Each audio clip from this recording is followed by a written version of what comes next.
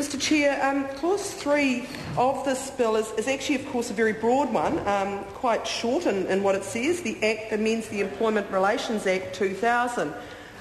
This is an act, of course, that this side of the House have a great deal of respect for. It was a legislation that was brought in by the last government and repealed the badly thought of Employment Contracts Act, an act that did a lot of damage to our economy and to our workforce. So the Employment Relations Act, the principal act, is being amended by this bill, and I thought it was worth making a couple of contributions on the matter of amending the Employment Relations Act. It is something actually that this government has shown itself to be very keen to do since they were elected. And I wonder why that is. This is a government that actually is very backward-looking in terms of employment relations. It is a government that yearns for the days, the good old days from their perspective, of the Employment Contracts Act, because what they don't like is they don't like working people, they don't like wage and salary earners actually working to achieve a better outcome for themselves and their families. We are a low-wage economy. We are going backwards in that regard. The gap between wages in Australia and New Zealand is very high and will get worse because of the sorts of amendments that this government is making to our employment relations system. This is a government that sees things like being able to sack workers for no reason, without having to give them a reason, and with no right of redress as good law.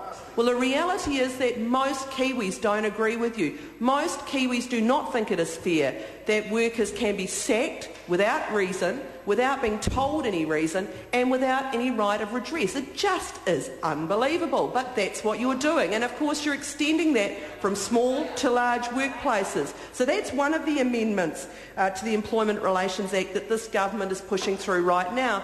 And of course there have been others. We're going to see the appalling situation, really, where workers' rights to meal and rest breaks, statutory minimum rights, are being reduced.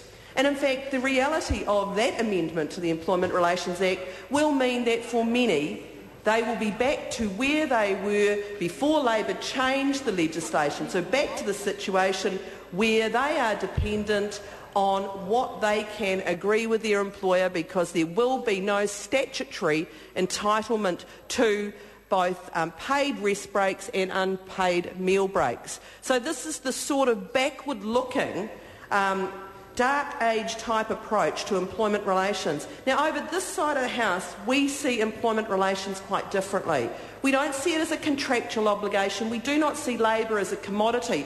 We see that employment relations is about how working people work in their job, in their workplace, alongside their co-workers, with their employer, where they can band together collectively to try and both have independent voice and also improve their working conditions and their wages. We see that as a good thing, and we would like to see, and this is where somebody like the Minister of Economic Development and the Minister of Labour is so negligent, because what we need to do is see a complete transformation in the way that work is undertaken in New Zealand. If we want to lift our economic performance, then we need to not be looking at these nasty cuts to minimum provisions and a tax on working people. We need to be looking at high-quality workplaces where individuals are valued, where collectively they have voice and their ideas are encouraged and sought, and where we look at transforming our workplaces into much more productive places,